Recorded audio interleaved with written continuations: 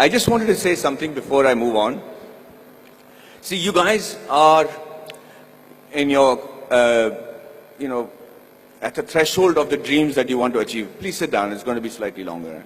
And you guys are going to actually determine how the environment around you is going to progress along with you. You must know that at no point in your life is something impossible. At no point.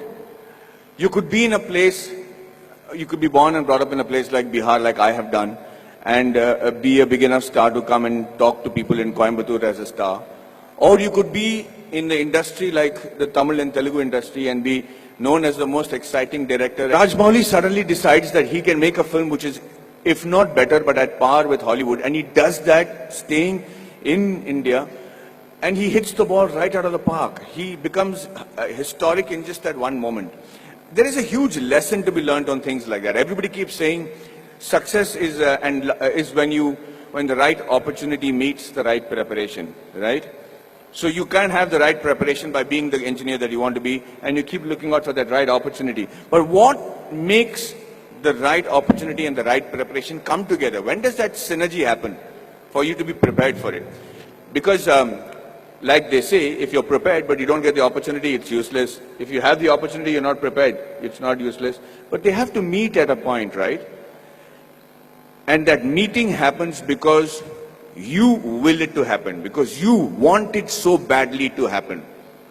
I could be walking down any street, I could be anybody, but why did that one director come and meet me and wanted me to act in that television serial?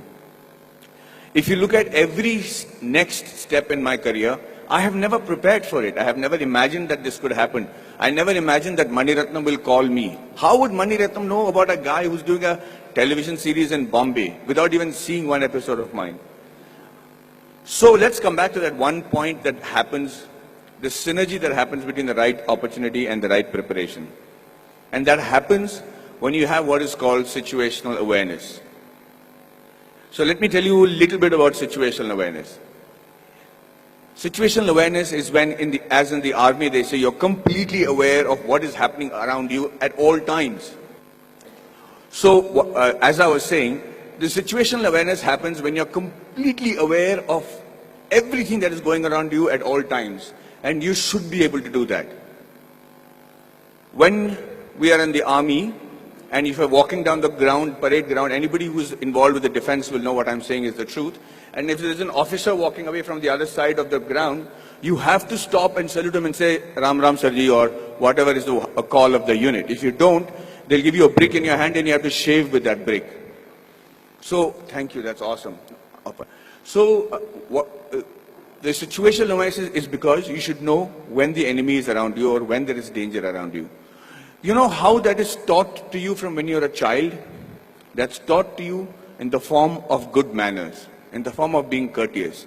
So when you say a good morning, or you're saying a good afternoon, or you're looking around and helping a teacher who's carrying a book and being aware that she needs help, or you're watching around and stepping over a drain and not tripping on yourself, you should know that you're fairly evolved in the art of situational awareness.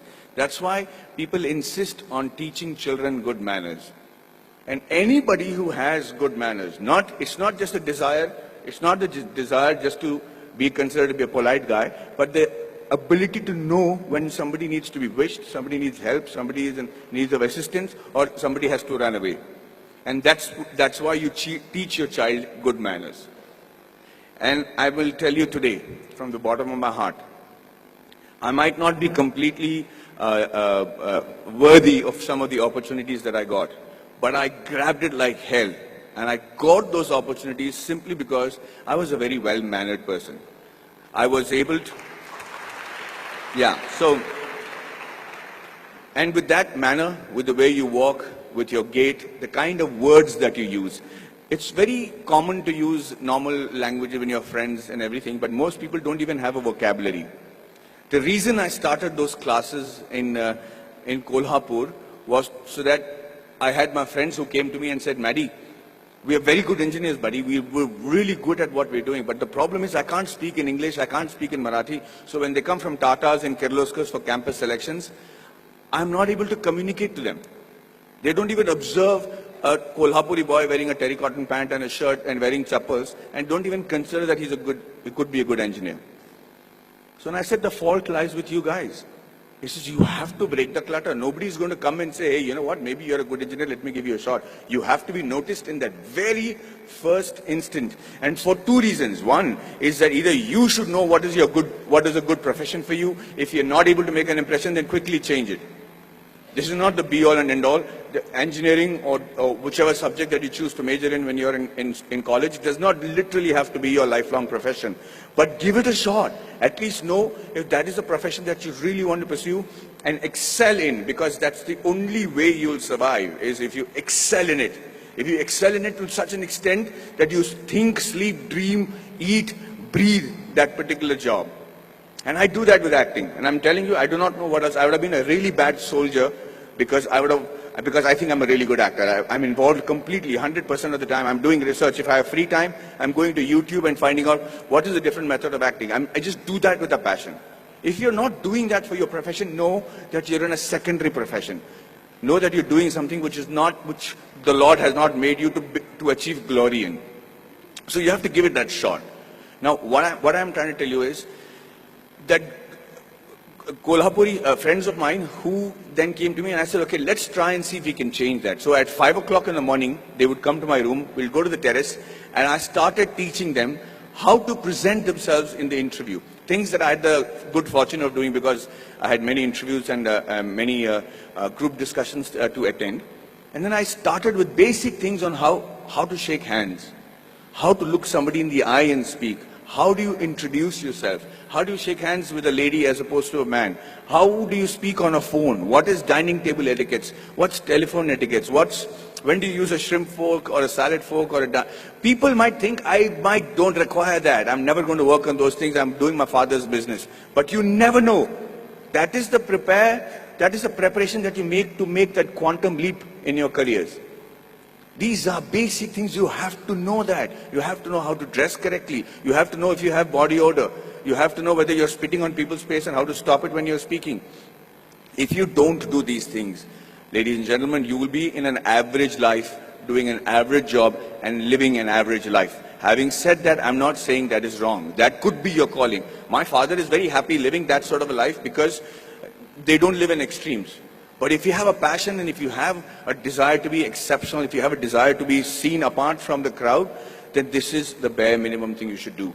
So when these guys went for the interview the next time in Kolhapur, I made it a point to call the Tatas and say, hey, you know what is wrong? Because I am from Jamshedpur, from the Tata Steel town. I knew the officers, I knew the senior gentlemen.